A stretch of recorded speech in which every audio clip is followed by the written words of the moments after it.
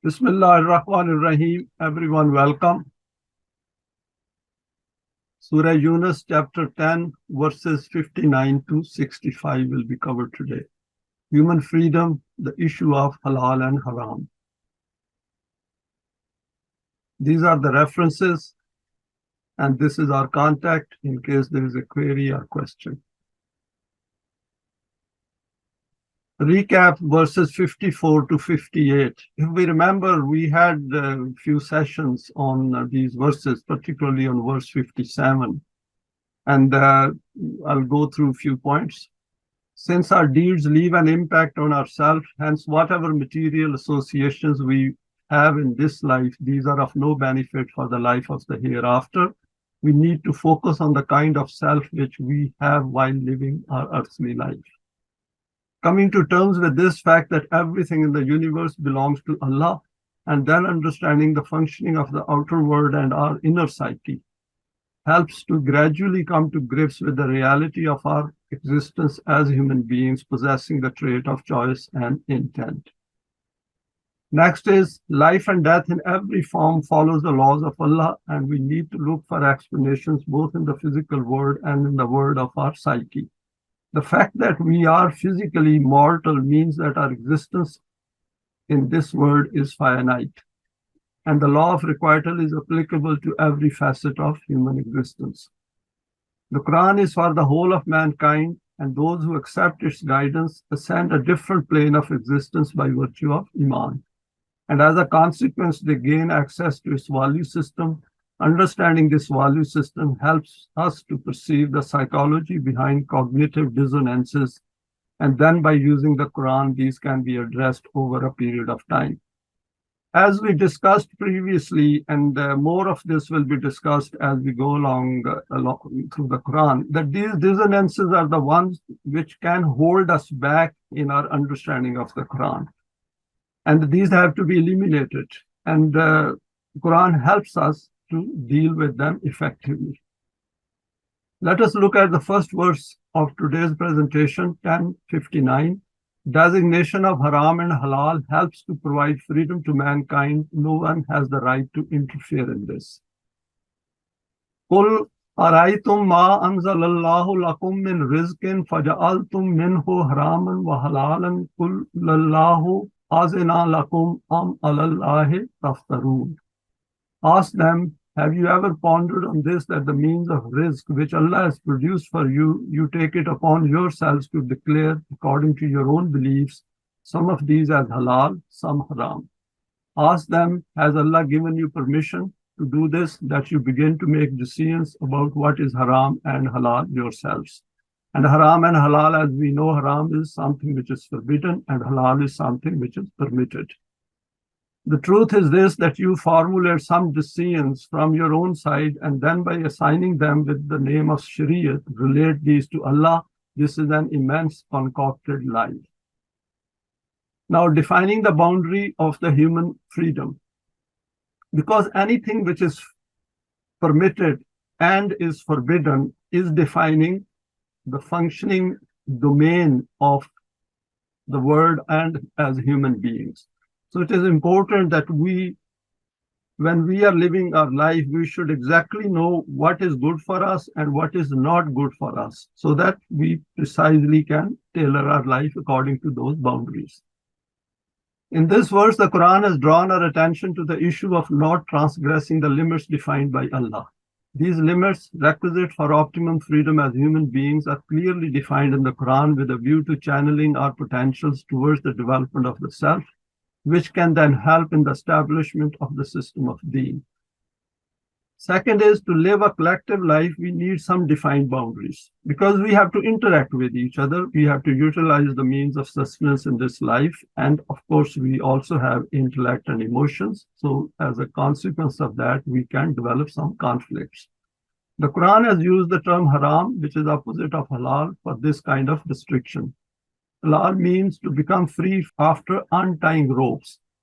So that means that halal is the one which is giving us freedom, which is defining our freedom. Hence, the meaning of haram will be to stop someone from something, forbid someone, put a restriction on someone. Before moving on to the issue of halal and haram, we would like to look at the freedom provided to man at a fundamental level by Allah. The Quran makes it clear that no man has the right to compel another man to obey him or his laws. This is against being human. And we have gone through this verse 379 in which Quran says, Ma kana li basharin an yutiyahu Allahu al-kitaba wal hukma wal nubuwata summa yaqulu lin nasi kunu ibadan li min dunillah. That no human being has the right to ask another human being to follow his laws, and even if he is given the book. So what is important is that what we are going to follow is what is given in the Quran, and that is, as the students of the Quran, we are learning. This is degrading at the level of the human self, as each one of us possesses intrinsic respect and dignity. Walakat karamna bani Adam, and Quran has said that every child, Bani Adam, every child of Adam has got an inherent, intrinsic value and has respect and dignity, and that cannot be violated. So any system which violates that basic respect and dignity is not for human beings. That will curtail their freedom. Next is details laid down by the Quran. For this reason, Allah provided the Quran as a guidance to manage human affairs as part of the system of Deen with the Momineen who are fully committed to the permanent values, managing its affairs on behalf of Allah. Obedience within this system will always be the commands of Allah, and the Islamic system will be just an agency delivering it on behalf of Allah. See, Quran makes our job very easy because it takes away the lawmaking issue, the legislation, from the hands of human beings and puts us on a pedestal of equality. And that is important. And as we know that, as we understand this system, we see that it is for our own benefit. Because the more burdens we carry, the slower we will become, and our self will not develop on those lines in which the self has to become eligible for a better life here, which is free from fear and huzn, and also becomes eligible for the life of the hereafter. The first principle stated by the Quran is that everything of the pleasant means of rizq is halal, except that which Allah has declared haram. Ya ayyuhallazina amanu kulu min tayyibati ma razaqnakum washkuru.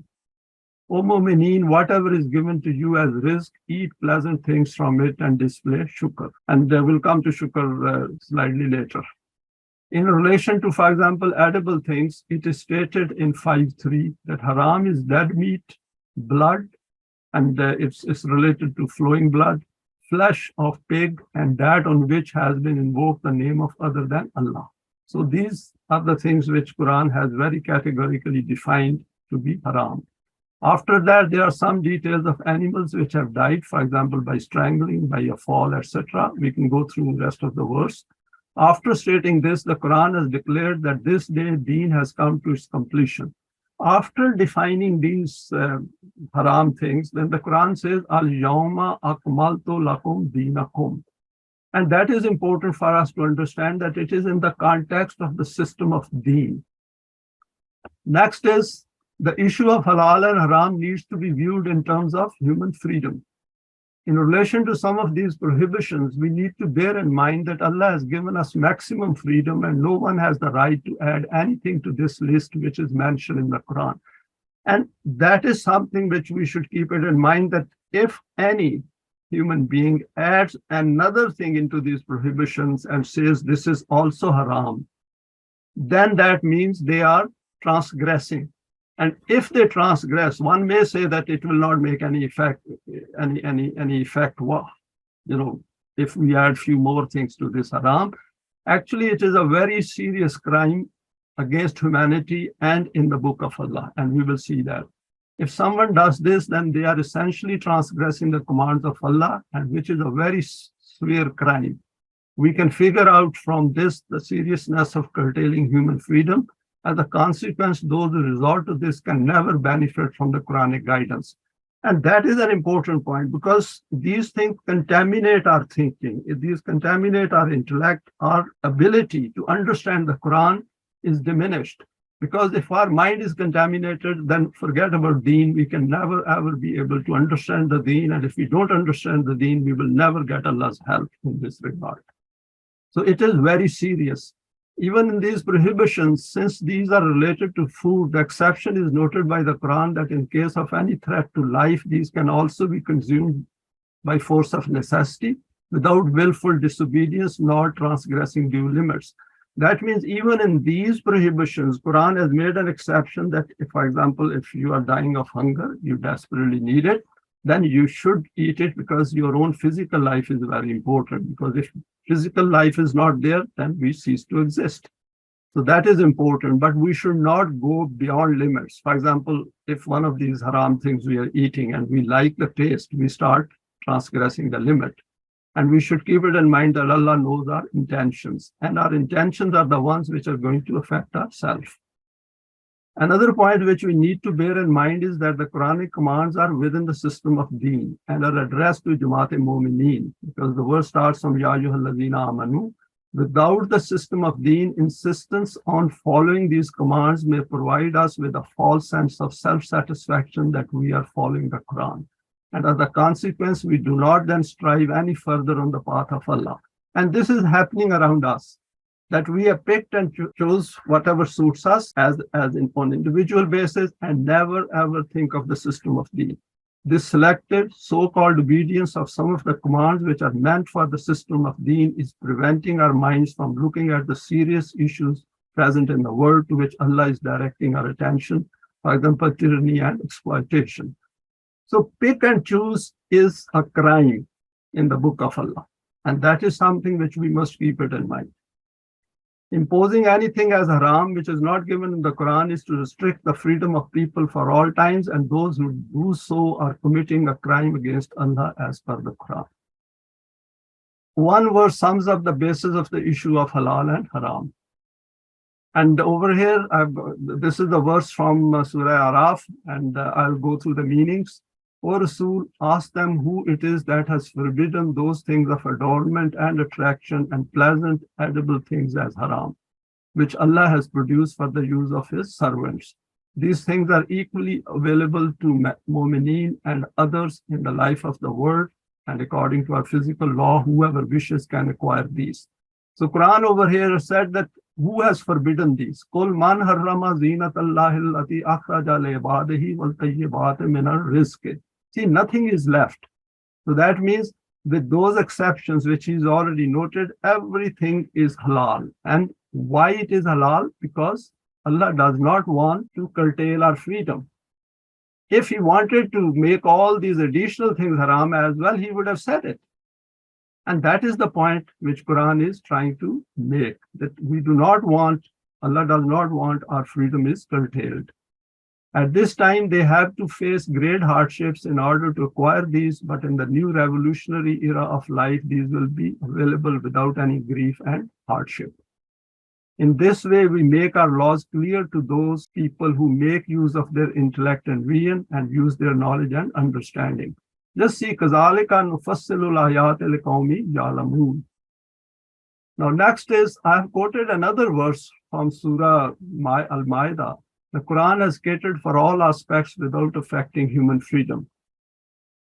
What Quran is saying over here is, Ya ayyuhallazina amanu la tasalu an ashiya'a min tubdalakum tasukum wa in tasalu anha hina nazzalul Quranu tubdalakum afallahu anha wallahu ghafurun alim. By describing tayyib and khabith paths, we have noted universal principles, and that is the verse before it. It will be instructive to go through that verse as well. Not given their details. In light of these universal principles, you can figure out yourselves which tasks fall within the category of tayyib and which are within khabith. The principles of life are immutable, and the shape in which these principles operate keep on altering. Those are what are known as subclasses and details of these principles. So Quran says that it has given us the principles and permanent values, and we have to figure out the subclasses according to the era in which we are living. In the Quran, we have generally noted principles, not their subclasses, bar a few. In some cases, Quran has also gone into further details. Hence, do not persistently inquire about those matters whose details we have not noted, because if we also define their details, then those will also become immutable, and when these will not meet the needs of the time, then following them will become very hard for you, and consequently, those details will lead to discomfiture for you. And it is evident that while the process of wahi is ongoing, these matters will be made plain to you on your insistence. So what Quran is saying over here is that whatever is required to be revealed has been revealed. And this was stated to Momineen right at the time when the Quran was being revealed. In any event, be particularly vigilant regarding this. Whatever has occurred before this, we are overlooking it. Be careful from now. In the law of Allah, there is provision for forgiveness for previous errors and tolerance for minor mistakes. Haram has vital connotation in the context of Deen as a system. Another aspect in relation to haram is noted in 733. Quran says, "Qul innama harrama rabbil fawahisha ma zahara minha wa ma batana wal ithma wal baghya." And this is interesting that Quran has also said the same word haram is used in case of fawahish, which are visible and invisible. And people's minds don't go there.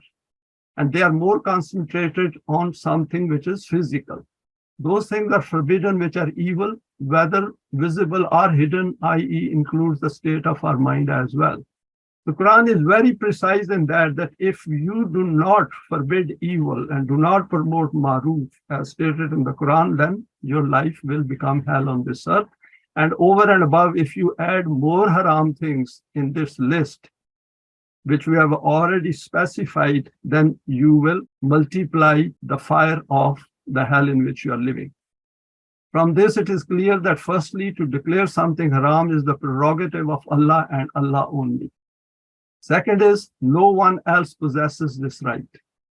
Thirdly, he has not declared anything related to adornment and beauty as haram. There is nothing haram in adornment and beauty, which includes music as well. Of course, then we can make a choice that what kind of a music we wish to listen and what promotes the values, which does not promote the values. The issue before us in the light of the Quran is that we have to use our freedom and choice to decide that which path of life we wish to follow. And if everything is prescribed, then we cannot make choices. Fourthly, the things which are declared haram among rizq, which is edibles, he has noted and clarified himself. Next point is, among all that is declared halal, it is our choice whether to consume it or not. So I have a choice whether to go for a thing which is not declared haram or not, but I do not have a choice to declare it haram since I don't like it. And that is the point which Quran is making clear.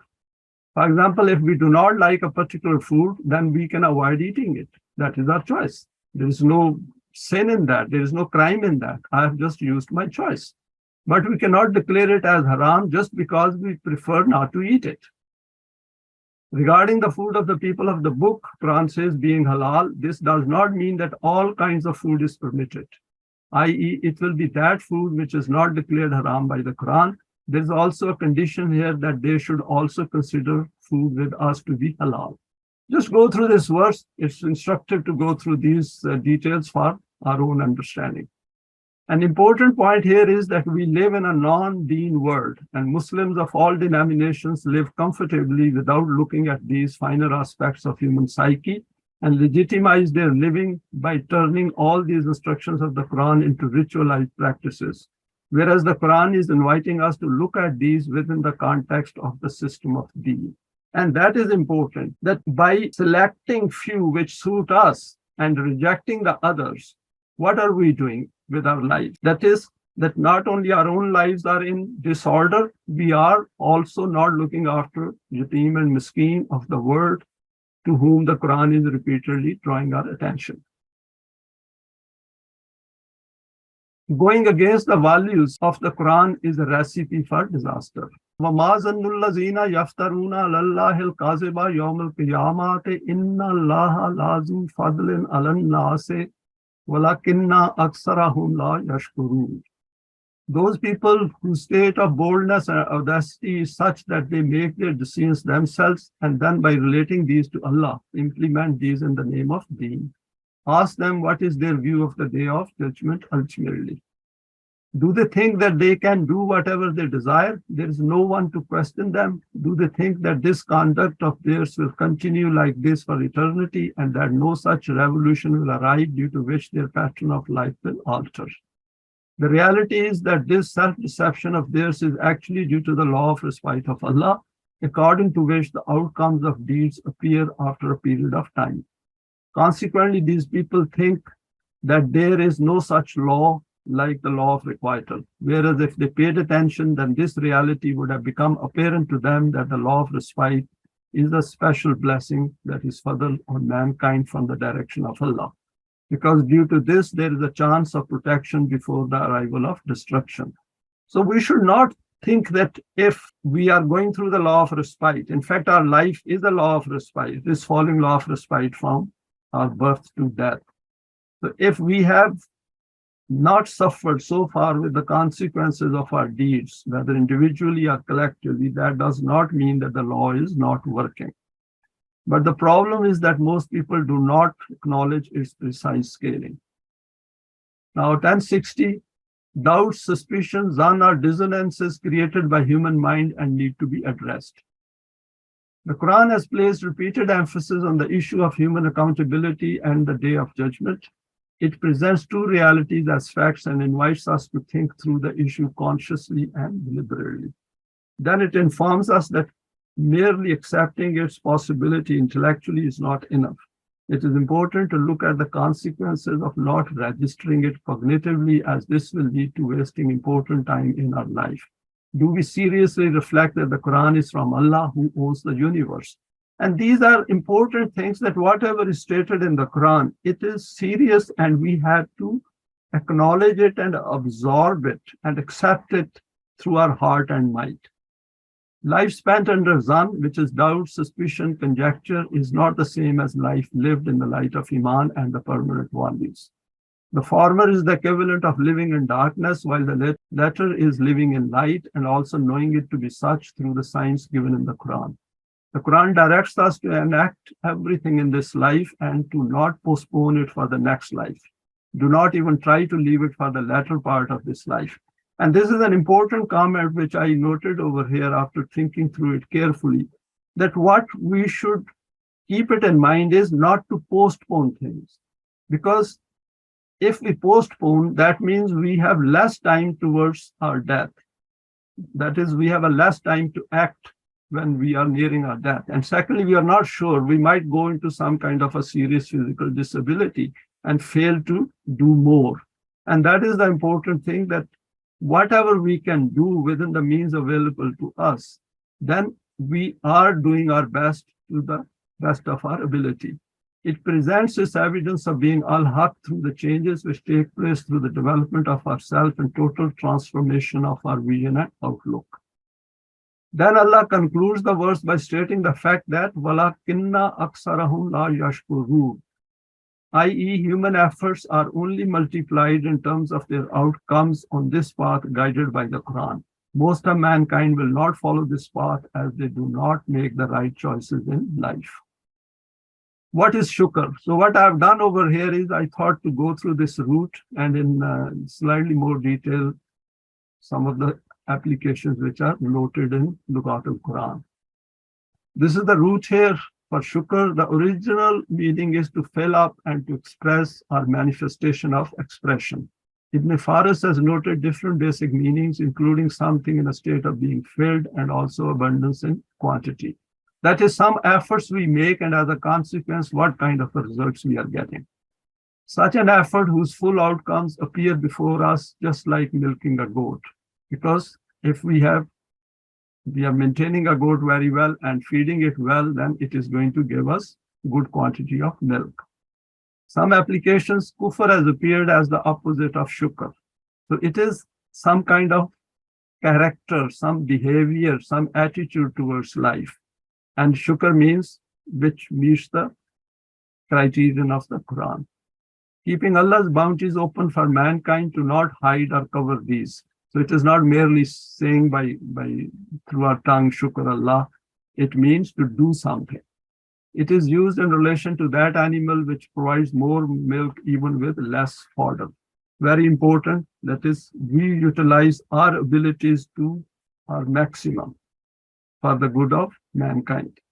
In relation to a person who is generous in helping others. Very important, for example, if we have employed someone and their wages are, let's say, equivalent to 10, and if we give him or her one extra, that means it will be under the display of shukr. Of course, if we can afford to give a bit extra. Giving higher recompense in return for less work, used in relation to Allah as well. For example, Allah is Shakir. Human potentials also fall under it when we develop and manifest these to their fullest extent. This occurs through salih deeds. And it's important over here that shukr means that if I have 10 potentials and I make an effort to increase those 10 to, let's say, 12, and that will also come under shukr, because and more we will explore those potentials within ourselves, the more shukr will be displaying according to what Quran is saying and telling us. The one who manifests the name of Allah develops his own self. This means to utilize these as per the law of Allah. Display of shukr in relation to nations is to work for the good of mankind as noted. Now let us go to the next verse, 1061, becoming aware of the companionship of Allah through the Quran. And I'll not go through the verse, but I'll go through the meanings. Otherwise, the state of our law of requital is such that, O Rasool, in whatever condition you may be, and no matter what part of the Quran you may be rehearsing to them, and O people, whatever task you are performing, whether you are engrossed in it so much so that you have no inkling of who is watching you, but our sight is continuously on you. And that is something which is very important, because when we are going through the Quran, that means Allah is also watching us and is a witness to it. And that means, for example, when we are sharing this presentation from the Quran, Allah is also participating in it. And to be aware of this fact is the one which strengthens ourselves. And that is an important point which is made over here. وَمَا تَكُونُوا فِي شَانٍ وَمَا تَتْلُوا مِنْهُ مِنْ قُرْآنٍ. That whatever تَتْلُوا مِنْهُ مِنْ قُرْآنٍ, whatever you are reciting, whatever you are discussing, whatever you are thinking on, Allah knows about it. And next is, there is not an atom in the earth and the heavens which is hidden from the sight of your Rabb, anything equal in size to an atom or smaller or bigger than this, including thoughts. Just see, we only, because we are very much oriented towards physical things, we do not sometimes concentrate on our thoughts. And over here, Quran is saying smaller or bigger. And what is the size of thoughts? And thoughts are created by Allah. He has created it. So we should keep that in mind, that our thoughts are as much included in all this as much are the physical things. All remain protected within the perspicuous records of the law of requital and tablet of knowledge of Allah. So illa fi kitabi mubin, the Quran sums up in this verse, is that everything is following laws, and we should concentrate on that and think through it, that nothing escapes the law of requital. 1061, Momineen provided with reassurance by noting the finer details of the law of requital.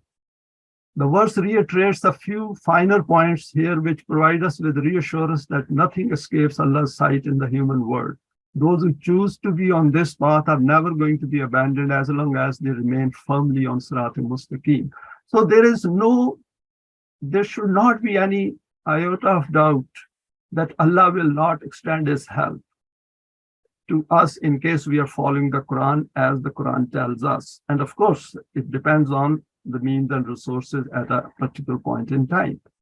And so there is no room for becoming despondent or hopeless. Firstly, the Quran being the book of guidance, whenever it is consulted, this means that we get in touch with Allah's word, and we can see tatlu.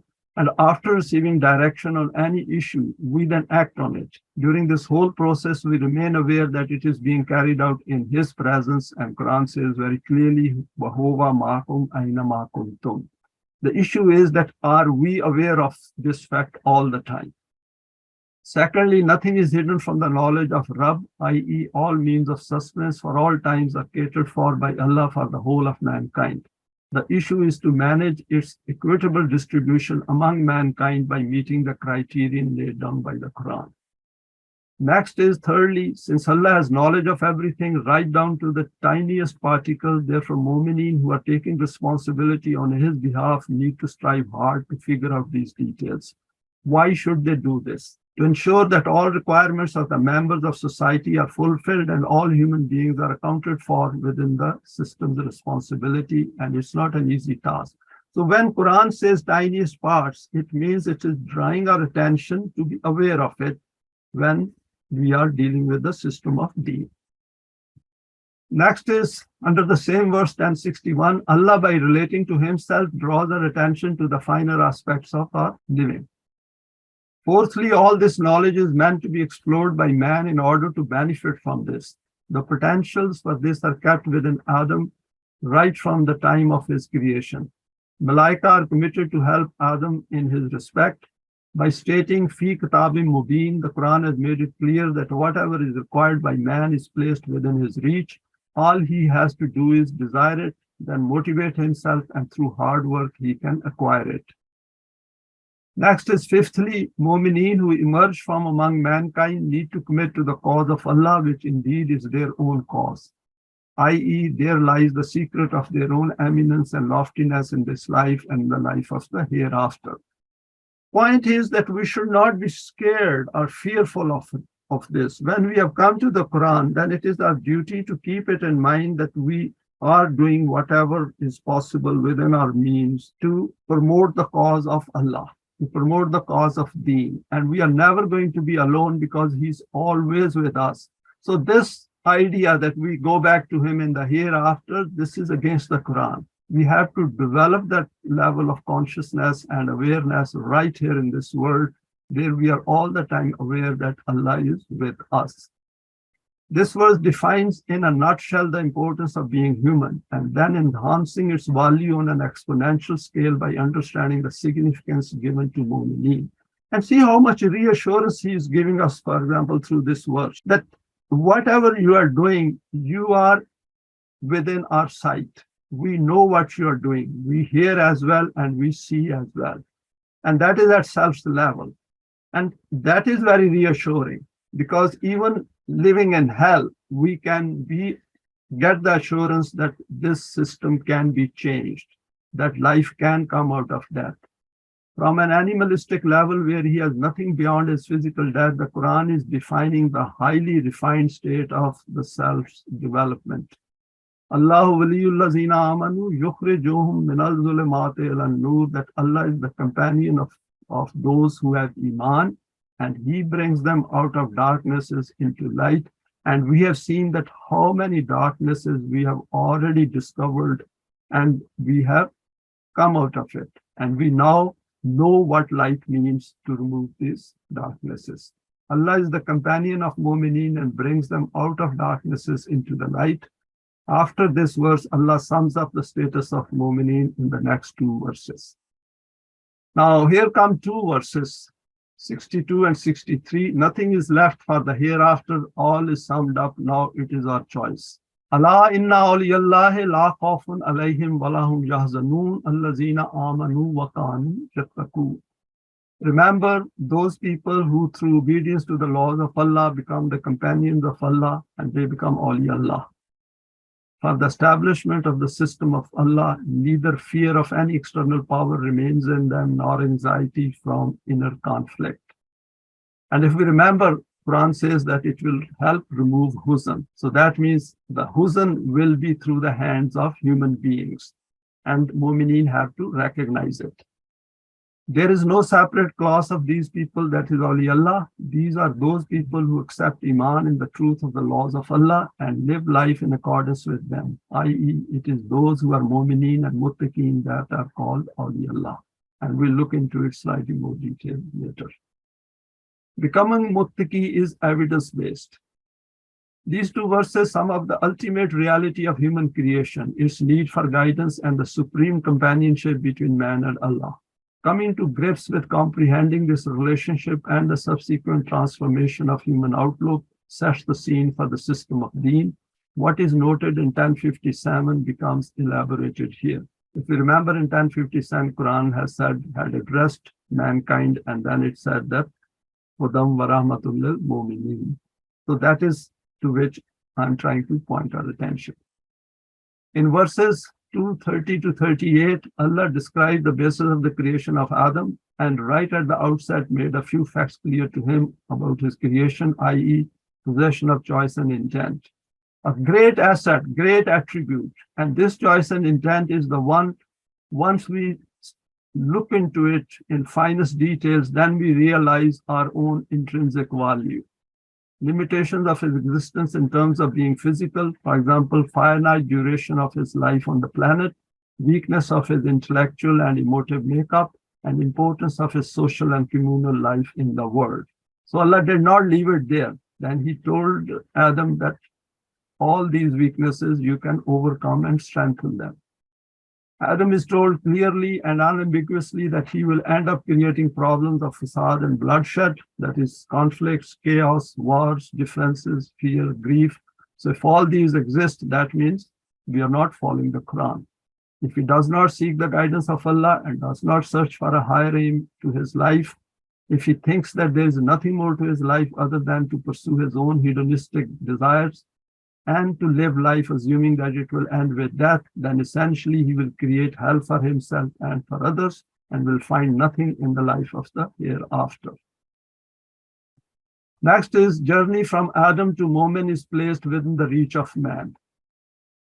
Allah then provided Adam with a choice in verse 238 that guidance through wahi will arrive for him if after considering this guidance he decides to accept it rationally and then follows it. His life will take a different direction, and in this effort of his, Allah's help will become available to him in every sphere of his earthly existence. And this is something which we should keep it in mind because we will capitalize on that, and this is something which is going to help us to understand our own significance being on this path. This guidance was sent through various messengers who, being human, served as models for others, and those people who followed the guidance willingly came together and established a system of Deen in their respective localities. Since human beings live in communities, there is a need to come together to strive on this path, and this is why the Quran has used the plural tense to highlight the importance of a collective effort. In fact, the Quran has pointed to the inner transformation which occurs by acquiring Iman, and as a consequence, individuals desire to be in the company of those who are already on this path. There will always be people on this path in the world. We need to seek them, not sit by idly. We have gone through this point previously as well, that when we acquire precisely that Iman which is given in the Quran, that desire arises within us to be with those who are on this path. And we remove our differences, become united, and then pursue this goal of ours together. Enhancing our intrinsic values as human beings through the guidance of Allah. He is made aware that his choices and decisions will manifest in the outer world, and that is addressing Adam. And if the outcomes of his deeds in the physical world create problems for others, he will need to think hard. That means if people see that they are creating problems in the world and insist on creating that, then that means they are following the path of Iblis. And as Momineen, one should be aware of that. The law of cause and effect will become evidently clear to him the moment he starts to deal with physical things to produce his sustenance from the land. By looking at the opposite view of these verses, we should think and reflect that what does it mean to live life without the benefit of the companionship of Allah? And see in these verses 1061 to 1063, Quran has first said that I'm watching you. You are in my sight, and I'm pleased that you are doing this job of going through the Quran, understanding it, and then trying to follow it. And then it says that now you have become companion of Allah. And if you have become companions of Allah, if one is not, then that means one should be able to differentiate between the two states of human mind or human psyche. the owner of the universe. Do we want to live under the umbrella of his protection, that is, he being Ghafur, and decide to accept his guidance and then join those who are determined to follow the path defined by him? It is like putting a train on a different track, which takes it to a totally different destination, i.e., the one which is free from fear and every kind of dissonance. Here, the verse 1057 becomes further expanded when it states, Ya ayyuhan nasu qad ja'atkum maw'izatum min rabbikum wa shifa'un lima fis sudur wa hudan wa rahmatul lil mu'minin. I thought to quote it again because it is coming out of this verse that we are discussing some of the subsequent verses. And let us read this verse in inverse. Reading it in reverse, Momineen desiring rahmat and guidance need to become free from their dissonances in order to do what their Rabb has wished them to do. All this is placed within the realm of possibility, even if most of mankind is not interested initially. So if we look at it from the other side, we see that Momineen, Hudam wa rahmatul lil Momineen, that is, if they want guidance and rahmat, then they have to remove all their dissonances as guided by the Quran, and then they pass it on to others, and then that is the way they create a Jamaat, which is coming out of mankind. And this is the process of following the Quran. Then is 1062-63, continuous reflection helps to find answers to questions arising in our minds. Here we need to note another important aspect, i.e., Allah has not asked us to be like this, but instead has stated that this is how Momineen will become as a consequence of following his guidance. Let us analyze it a bit further with this in mind. See, the Quran says that they will not have khawf and huzn, which means that once you do this, have iman and start following this path, khawf and huzn will gradually be addressed, because khawf and huzn is a sort of dissonance. And this is like if I have a headache and I take paracetamol, then that paracetamol will help me to get rid of my headache. And once the headache disappears, that means paracetamol is working. And same kind of a relationship we should figure out between Iman and elimination of khawf and huzn. Verses 1062-63 emphatically declare that it is a fact that for those who choose to become the companions of Allah, also go through these verses, the consequence of this will be that they will have no fear and huzn, i.e., as a recipe, this will become eliminated. The question is whether this will become removed even when the system of Deen is not yet established. Because this idea, this thought can come to our mind, what about living under the capitalist system? Will we get rid of it as well? And the question, the answer of the Quran is yes. Prior to the system of Deen, we need to understand the psyche behind this fear and grief which exists in the man-made world. The Quran helps us to deal with this aspect. Then it states that through Iman and by becoming Muttaqee, by following the guidance, it becomes clear to us that what is noted in the Quran leads to fulfillment of the promise of Allah. Because that is where the Quran proves to us that it is evidence-based. It is not otherworldly. It is not something abstract. In becoming Muttaqee lies the revelation of this fact that the system of Deen falls into the realm of human possibility. Now over here, I've drawn a schematic because the journey from Amanu to Yattaqoon, I thought it is to put it down in this schematic. First is desire to acquire guidance, acquire Iman in Allah, plus the hereafter, Malaika, books, and Anbiya. This will lead to inner change. Go to next step. Despite intense attraction for wealth, share with fellow needy people, continue to reflect profoundly on the state of man-made systems, then recognize the need for Salat and Zakat as systems, and then we go to the next step. And this is taken from the verse 177 of Surah Al-Baqarah. We have gone through it previously as well, but over here it is presented in a schematic form to illustrate Amanu to Yattaqoon. Come to this conclusion that in order to proceed further, need to make a commitment on the path of Allah, strive with other Momineen, never to abandon the straight path of the Quran. Commitment is very important because if we are not committed to this path and there is an iota of doubt within our minds that it is not possible, I can't get Allah's help. Is it that simple? then that means we are not committed. And when we are not committed, doubts will come, zan will come, and we will not put in our best within the means available to us. And that is important to keep it in mind. And that is why it is important to stay together. Next is, having been on this path, continue with full focus of mind and heart, confront all hardships. This will help to strengthen and develop the self. More will share the same aim. As the system of Deen requires people of very highly developed intellect and emotive stability, gradually they will keep becoming Muttaqee after going through these step changes. This coming together and removal of differences will become an evidence of the Quran being al-Haq. 1064, rewards are part of Allah's Deen. Here comes another very powerful verse. Lahumul bushra fil hayati dunya wa fil akhirati la tabdila li kalimatillah zalika huwal fawzul azim.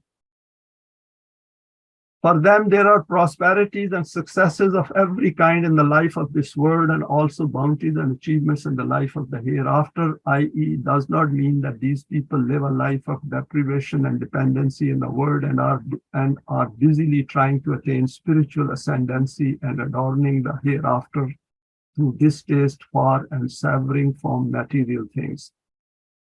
This is the maslak of Gnosticism, which has nothing to do with the Quranic system. So under the Quranic system, we cannot detach ourselves, dissociate ourselves from the physical world. In fact, we should be more involved into it so that we can get maximum benefits for the whole of mankind. And of course, first stage is to understand them. So science is very much part of it, and its application is very much part of it. This is the law of Allah, that both their worldly life and the life of the hereafter will be very successful and bright, and Allah's law, which is called kalimat here, words, and Allah's law never changes. This is a supreme achievement which falls into their share, i.e., prosperities of both the present and the future. And let us look at some finer details of this verse. Under man-made systems, justice is through relative values. Here Allah puts before us the glad tidings of success and prosperity right in this physical world, and decrees that what is given here as guidance from Allah has all the potentials of becoming a reality if we follow its recipe and never give up. Even the man-made system functions on the basis of reward and punishment. In this system, since the justice system is based on man-devised laws, it suffers from human emotive biases, and being based on relative values, gross injustice is done to mankind across the world. Just for comparison, I noted some of these things over here so that we keep it in mind that man-made system also works on rewards and punishment. The rewards and punishments have very little in relation to human effort and the crimes committed by people. For example, in one organization, the same person working for 8 hours gets a different reward from another one. So we can see gross injustice within the man-made system. The same applies to crime. The same crime committed in one country will have a different punishment in other countries on the planet. In fact, the different punishment will also be meted out to people in having different status. For example, somebody very rich probably maybe get away with it, and somebody who is poor might get hanged. Then the man-made system does not take into account the human self and its need for development. It is not even aware of the existence of nafs as defined by the Quran, i.e., in relation to this life and the life of the hereafter. These points are important for us to understand, because before we say that why system of Deen is not taking shape, that we have to come to grips with these problems psychologically.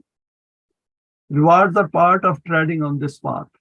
Here in this verse, Allah has invited us as Momineen to stretch our imagination, knowledge, and understanding and work out the rewards and glad tidings under the system of Deen in this world. Of course, this will be on behalf of Allah. The hallmark of this will be total freedom from fear and huzn. So we should look at it as if the verse is coming from the side of Allah. But actually what Quran is telling us is that you may turn it into glad tidings for yourself. It is within it. Once you follow this path, follow this recipe, these glad tidings which Allah has promised will become a reality for you. Desire and life are intrinsically linked. When there remains no desire, then life and death become the same. Every desire has some mode of motivation behind it, and the Quran has recognized this aspect throughout and has referred to it frequently. It recognizes the challenges faced by Momineen in a world where there are no signs of the system of Deen. Next is in this verse, Allah has put it before us as a concrete reality that our efforts on this path are not going to go unrewarded. Why should these go unrewarded when we are getting rewarded as we are going along? Just see the changes which are taking place within our own psyche, the way our self is developing, the way our self is getting reassurance again and again as we go through the Quran. As these rewards are built within the endeavors we make by following the Quranic value system. For example, together with this life, by noting the life of the hereafter, the Quran has brought into the equation the development of the self. How beautifully the Quran sums up this life and the life of the hereafter, and then joins these together and says that this should become part of your cognitive makeup, and then see what changes take place within your own self. Then it has reassured us that the words of Allah do not change. Hence, we need to look for the signs and keep reassuring ourselves as we tread along this path. Since this is the path of achievements, its impact on the self is permanent and no one can take it away from us ever. Now let us go to the next verse, 1065. Words do cause hurt. However, such things should be viewed in a wider context of the Quran. This is a very important aspect which needs our careful attention, because what is going on in the world is where so-called freedom of speech is also being taken away. And it is very selectively being addressed. We have seen the case of like Julian Assange and Arshad Sharif, who was killed, and Julian Assange is now incarcerated into prison for saying something which is a fact, for speaking truth. وَلَا يَزُنْكَ قَوْلُهُمْ إِنَّ الْإِزَّةَ لِلَّهِ جَمِيعًا وَهُوَ السَّمِيعُ الْعَلِيمُ. Hence, O Rasool, do not become disheartened by the words of these opponents. What kinds of powers are they masters of that they can overpower you and defeat your deen? See how much reassurance the Quran is giving us that on this path, you're not being left alone. The truth is that all power and authority belong wholly to Allah and are acquired through obedience to His laws alone, that Allah, who is all-hearing and all-knowing. And we have seen the example of that in 1061, that He is there all the time. So He's part of, for example, this presentation. He's listening to it. So that is the way we should look at it. And it is a fact. It is not abstract. It is not arbitrary. It is a fact. The Quran helps us to strengthen ourselves by viewing opposition in the context of its value system.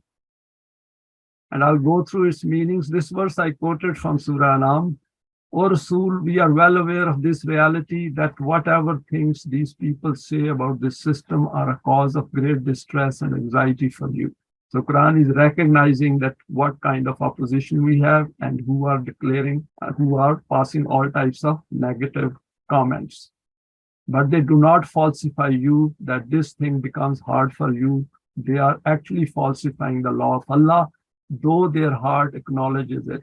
And this is important because if, for example, we being the students of the pure Quran for the system of Deen, if we are not following it, then we are essentially conforming to the majority. Then we will have no opposition from the majority, because majority is going in the direction of hell, and we will be part of it, and we will enjoy all the benefits of the wrong system.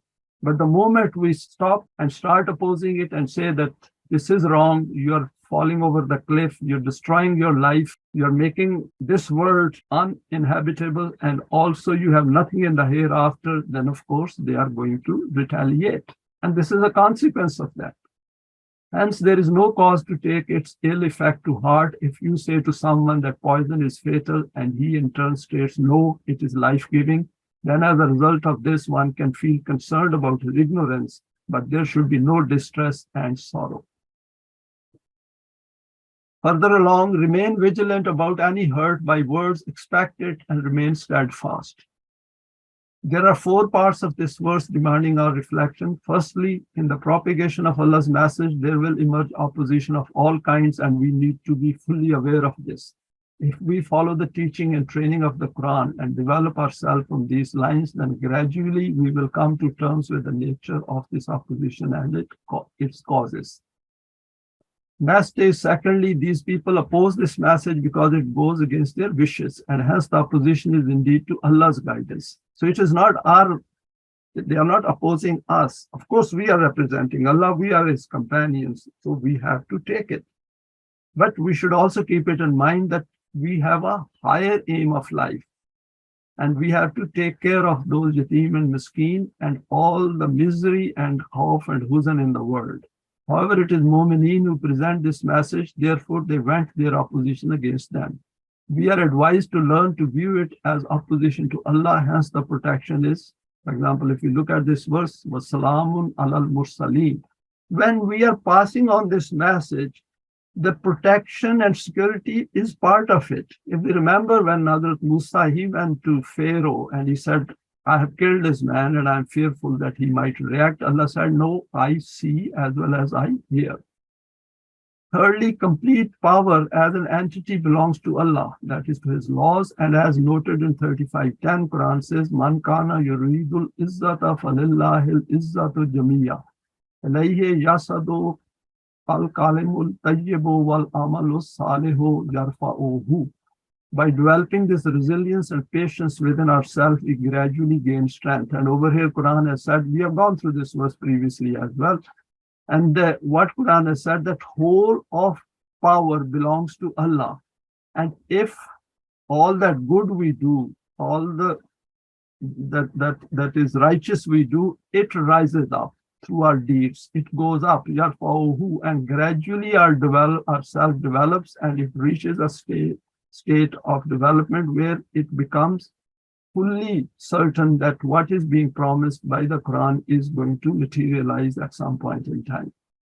Fourthly, we acquire two attributes as noted over here, as-sami'ul alim, keep acquiring knowledge, use perceptive power, and grow in eminence. Next is, those who oppose and resist the pure Quran only hurt their own self. There is nothing negative over here that we should be pleased that they are hurting themselves. Issue is not over here before the Quran. The issue is Quran is making us understand that this is how human psyche functions. This verse also points to the fact that Quranic Islam has sufficient tolerance built into it that people can oppose it or are ignorant and resort to all kinds of name-calling, accusations, blasphemies. However, if we are on Sirat al-Mustaqim and have developed ourselves based on Iman and solid deeds and are using the signs given in the Quran to signpost our direction, then we will not be distracted by such events and incidents. The messengers and their companions of Allah were subjected to these kinds of words, but they remained firmly on their path and were never distracted or reacted violently. There was no need as Wahi guided them. And when these suspicions or doubts or zan comes at initial stages, then we had to address it by going back to the Quran and by being part of the company of Momineen. Because isolation can create such problems, particularly at initial stages. Let us look at a few examples from the Quran. Hazrat Yusuf was called a thief by his own brothers and was also falsely accused by the woman, but he remained firmly on this path and never reacted emotively. We have gone through his model and just see that with just one aim in his mind, that he is going to get help from Allah in what he wishes to achieve within the guidance of Wahi. And he never doubted it.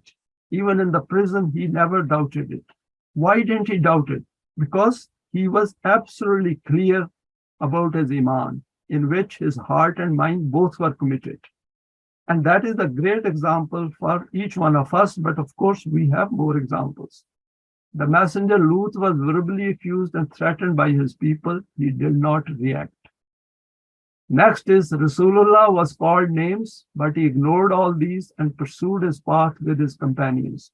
He had to even hide in a cave and express the strength of his Iman by stating, La tahzan inna Allaha ma'ana. See, again, huzn is noted over here, that huzn he had eliminated because he knew Allah will not leave him alone. And we know examples of Hazrat Ibrahim as well, and of course, other messengers of Allah in the Quran. Finally, verse 1065 are efforts on the path of pure Quran in relation to the system of Deen. And this is something very interesting. TOLU-E-ISLAM has to face the onslaught of such labels which are levied on it to distract people from the path of the pure Quran. Who are they hurting? With each false accusation, they themselves move away from the Quran. As a result, this is causing delay in getting Allah's help for the system of Deen. I will not go into finer details, but we can see the evidence of it that all those people who have opposed TOLU-E-ISLAM, its pure Quranic stance for the system of Deen, where do they stand?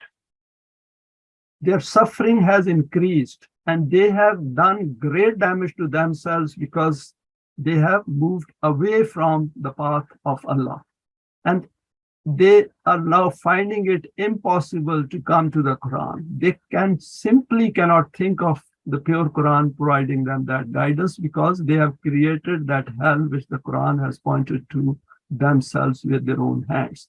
And TOLU-E-ISLAM is absolutely clear on this path that the system of Deen, what it is, and that we can get Allah's help if we follow this path.